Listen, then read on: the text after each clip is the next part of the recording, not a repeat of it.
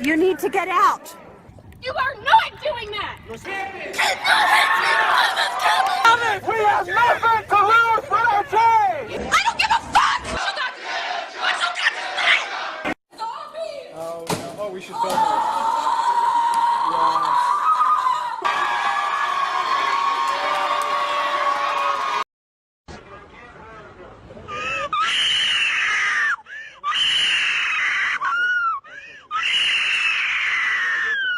Oh my fucking god. I'm tired of this bullshit.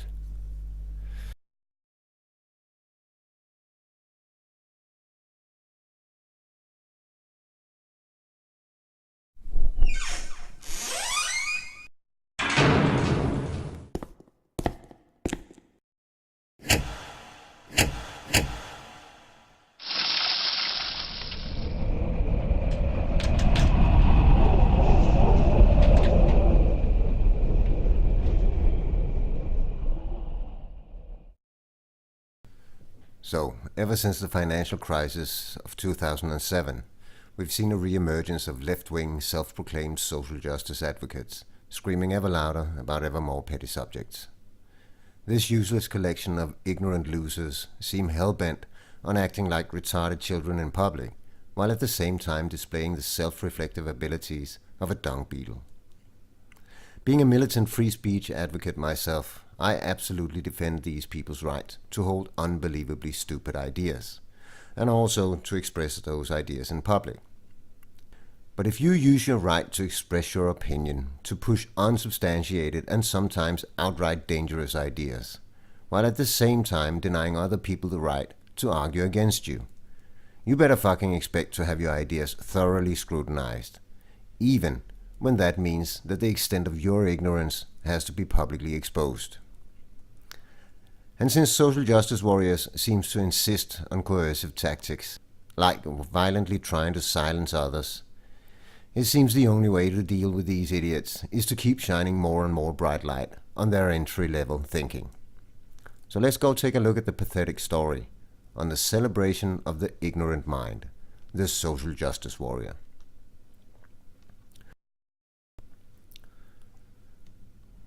First of all, social justice warriors really consists of two distinct groups.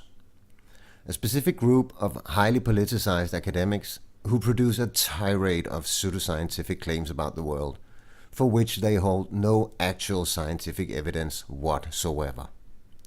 And that group combines with a generation of young millennials who's had an adult brain for 5 years or less, and yet somehow still thinks that they are social experts who needs to educate the rest of the world.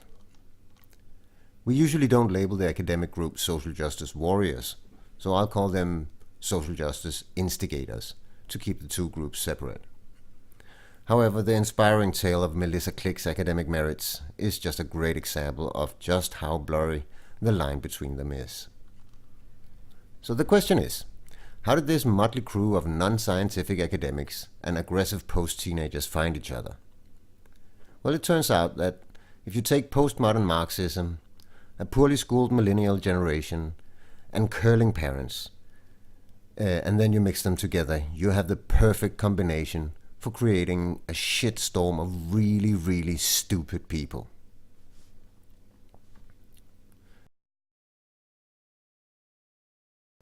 So in the academic world, postmodern Marxism is usually just labeled postmodernism. It lives exclusively in areas of social science, arts and humanities, and not at all in the natural sciences. A postmodernist thinks that postmodernism is the new type of science, and that it's here to take the place of what they claim to be the outdated science of modernism. And while it is true that a number of postmodernists vocally claim to not be Marxists, and the other way around, they are all at least extremely left-leaning. Not slightly, not moderately, extremely left-leaning. You see, before the fall of the Berlin Wall and the collapse of the Soviet Union, there was ample academics who self-identified as Marxists.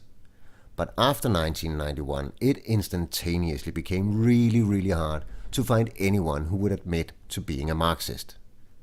but just as suddenly you could not kick your way through a former Marxist university department for the presence of postmodernists.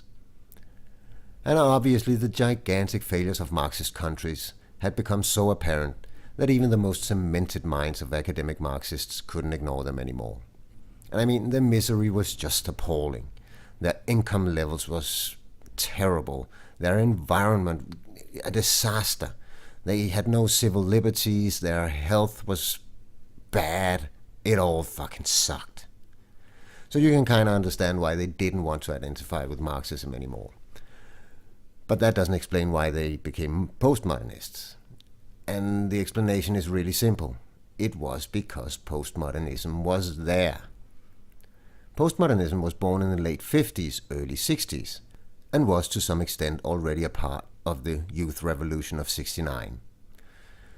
Only postmodernists were not so much engaged in the Marxist economic analysis, but rather with expanding Marxist claims of exploitation.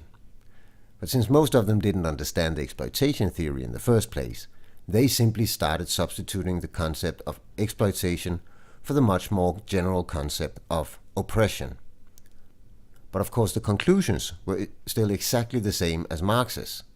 Someone is oppressing somebody else, and I, the Marxist, or the social justice warrior, or the socialist, or whatever, I'm the hero fighting on the side of the downtrodden. So postmodernism developed alongside the more classical Marxists, but all the way through the 70s and the 80s, it was still the classical and modernist Marxists who were leading the left movement. These were the Marxists who were impressed with the Enlightenment project and at least seemed to want objective science backed up with empirical data. Unfortunately, as clearly demonstrated by the total implosion of the former East Bloc, all empirical and historical evidence ever provided under modernist science clearly shows that Marxism is a complete and utter failure. There is no country who ever tried to make things work based on Marxist ideas that has ever worked. Such countries are, and have always been, poor, non-democratic, anti-human rights, and thoroughly corrupt. So what do you do if the scientific method that you've been supporting all along uniformly turns out to prove you wrong? Well, first you deny the results. And then you start denying the very methods of the science that produced the inconvenient result in the first place. And you see, that is fundamentally what postmodernism is. It is an attempt to get away from the discomfort of having your theories not only proven wrong, but having them theoretically and empirically pummeled by the rest of science. What you apparently don't do is to try to get away from your discomfort by way of correcting your errors. So in this case, the massive move from modernism to postmodernism on the far left really only meant that the Marxists who became the new frontrunners was the postmodern section. And during the period where economic Marxism had been in the driving seat, the postmodernists had begun to develop a set of new ideas to try to circumvent the floods of critique hammering down on both Marxist theories as well as Marxist societies. And what they did was to begin to deny any value to concepts like truth, objectivity, rationality, measurability, and sometimes even reality itself. The reason simply being that these concepts are fundamental to modernist science, and they were being used over and over again to disprove Marxist predictions, and had led to the rejection of academic Marxism within the economic sciences and most of the political sciences. Therefore, Marxism had to survive in the statistically incompetent postmodern sociology departments. And that's where they survived, in their little sociology safe spaces, talking about how important Foucault's insane ramblings are and why Derrida should have had a Nobel Peace Prize many years ago. So modern-day social justice warriors have started pushing for a new paradigm of science, but a paradigm so weak and so indefinable that no one can actually see most of its claims, like the glass ceiling. The glass ceiling. The ceiling that cannot be seen. that invisible barrier men use to oppress women in business. Or the ever-determining social structures who, invisible as they are, apparently controls everything you think and everything you feel, and only a Marxist is able to break free from their thought-controlling chains. And you know, the crazy thing is that while a postmodernist deny truth, objectivity and rationality, the glass ceiling and social constructions are, in the mind of the postmodernist, perceived to be objective truths in reality. And that takes us straight to the basic postmodern conclusion. When other people claim something to be objectively and rationally true based on observable facts, then objectivity and rationality does not exist. When they claim something to be true, based on nothing but anecdotal evidence, hearsay, and social media, then that is objectively and rationally true. All of this is a kind of a backwards type of moving the goalpost fallacy. Only you're not moving the goalpost. You're trying to move the entire field beneath the goalpost instead. But none of this changes the fact that postmodernists are all just Marxists or other extreme left-wingers. And the funny thing about that is that Marx only really produced one single idea: that free market industrial economies are the playing fields of robbers and thieves. Capitalists simply steal the surplus labor from workers, defined as the profit the capitalists get from their activities. And that's the only thing he ever really said. Everything else is derived strictly from this perspective. And that is exactly the same as the postmodernist perspective. The only difference is the replacement of the Marxist term exploitation with the much broader term oppression, opening up for a much, much wider pool of potential victims. And then they simply marched on with the same unproven bullshit as always. There is simply nothing new about postmodern Marxism. It's the exact same story we've been hearing for more than 150 years, with a beautiful cake topping of 40 to 50 years desperate expansion of the victim narrative. So whether young postmodernists understand this themselves or not, they are simply post-Soviet collapse Marxists. Now, nobody really gave a shit about postmodernism in the years after 91. Marxists were already a relatively small group in the academic world, and filling up a Marxist chair with the same person as before, now labeled a postmodernist, doesn't really make that much of a change. But one thing did change.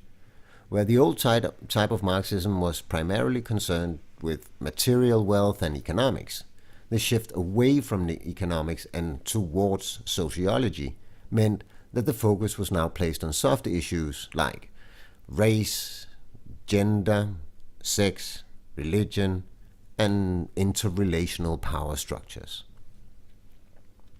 Economics is now confined to the particular realm of income distribution, or inequality if you like, and is otherwise not represented at all anymore. So that's really all that happened. Economic Marxism got substituted for vagina Marxism, exploitation for oppression, and so they kept the Marxist train of bad ideology chugging along. But vagina Marxists did have one trick up their sleeves. They had an idea developed by these two guys. Antonio Gramsci was baffled that Marx's worker revolution didn't happen by itself in the Western world. After all, this was supposed to be one of Marx's biggest and boldest predictions. So in disappointment with the slow progress, he made up two strategies for the revolution. One was the war of the maneuver, and the other was the war of positions. The war of the maneuver was the actual old-school violent revolution, where the worker was supposed to pick up arms and overthrow the bourgeois government. This was supposedly best for undeveloped nations like Russia. But since nothing happened in the West, he developed the second solution, the war of positions. But the war of positions was not an armed war. It was instead an institutional war. where so-called switch points of social power was to be identified and then peacefully infiltrated, or infected if you like, with Marxists. This idea was then made popular in a wider Marxist circle through the idea of the long march through the institutions by this guy, Rudi Dutschke, which basically meant that Marxists should simply try to infiltrate all kinds of social institutions. So Gramsci's switch points of social power morphed into Dutschke's long march into any social institutions. And by and large, they have actually failed. I know it may sound crazy, but it is not a story of great success. By far the most activities performed by both the public and the private sectors are not infected with postmodernism. Postmodernism has had its successes in a few and very particular areas of institutional life. They have had some measure of success within academia, should you be in doubt. And they have also managed to infect a number of less important public agencies, but mostly when those agencies falls within the lines of general left-wing thinking, like environmental agencies or agencies that deals with or recruits from civil organizations. But one of the most prominent places vagina Marxism turned out to gain a foothold in was in the world of teaching. But though Gramsci and Dutschke could tell you where to go to push your Marxism, they had very little to say about how to push it. So enter Honneth. As soon as teachers' colleges were infiltrated with Marxists, their choice of bullshit to cling on to turned out to be Honneth's recognition theory. Now, I'll spare you a long lecture on recognition theory, but put in the shortest possible form, Honneth's recognition theory has led to a large number of teachers who understands that humans like to be recognized, but who has not been trained in how to balance recognition with effort and achievement. The reason simply being that there is nothing in Honneth's theory that explains a need for achievement. So all through the 90s and even earlier, teachers were taught the importance of recognizing children, but nothing about the need to strike a balance between recognition and student achievement. And you know, fuck me. That's just the dream workplace for a shitty teacher and the dream school for the lazy learner. As a teacher, you don't have to do any work to improve your own teaching skills. You just throw some bullshit out there and then recognize the hell out of the crap that flows back to you. As a learner, you don't need to go through the patches of hard work that might lead you to difficult insights. You simply avoid hard stuff altogether and form lazy opinions about anything and everything. The problem is, of course, that we all know that opinions are like assholes. Everyone has them, and most of them fucking stink. So what other than shitty narcissistic snot-noses could ever come out of that? I mean, clearly you need to recognize children, even if it's just for trying. But you certainly should also be teaching them that only with great effort and achievement comes great recognition. And it is, of course, completely impossible to miss how this terrible, terrible teaching principle have spilled over to the use of language. Millennials constantly demand to be recognized or to have their experience recognized. And it doesn't really matter how stupid their experience is, they still demand to be recognized. But you know what? Fuck you. Recognition is something to be earned, not something to be demanded for not doing shit. So millennials went to school led by gullible school teachers who more or less consciously pushed postmodern Marxism as one of their leading teaching principles.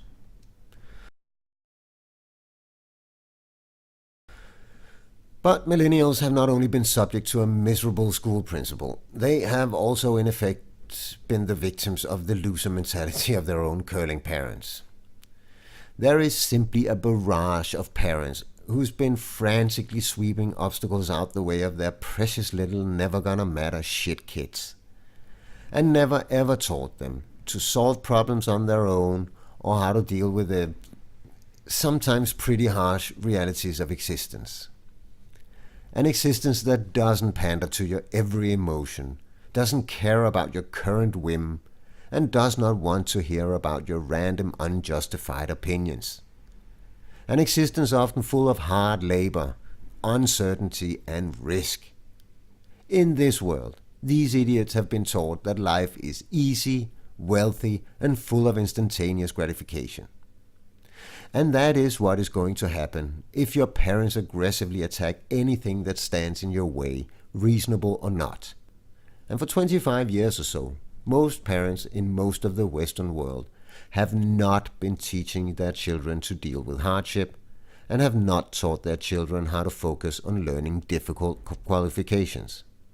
Instead, they've been sweeping obstacles out of the way of their beloved little loser kids, and these useless babies are now entering colleges devoid of any sense of skeptical thinking, believing that whatever they feel is real, and being used to having others do any type of work that might otherwise obstruct their merry travel forward. And that is how a social justice warrior is born. You throw postmodernism, recognition theory, and curling parents into a bowl, tip it over, and out slide a self-righteous, ignorant loser millennial called a social justice warrior. So this holy trinity of misery is what's unfolding today, and I'm fucking tired of it. I remember vividly the days where all the Marxists went away. Back then everyone else just thought, oh thank goodness they're shutting up now. They really never were worth listening to anyway. But leaving postmodernists to themselves may turn out to have been a mistake.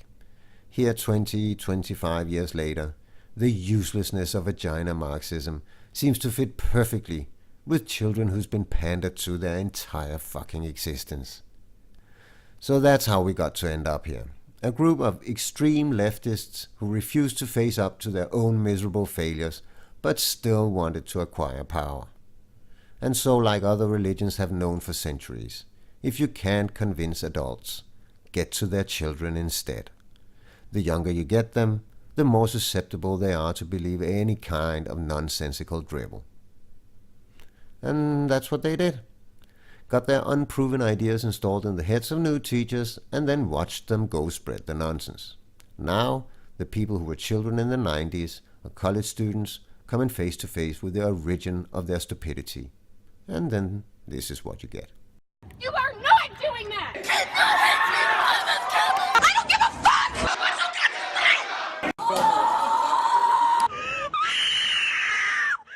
Well, enough introduction. In part 1, we'll have a look at the scientific foundation beneath these academic featherweights and see whether this ideology is a brick house, a wood house, or a straw man.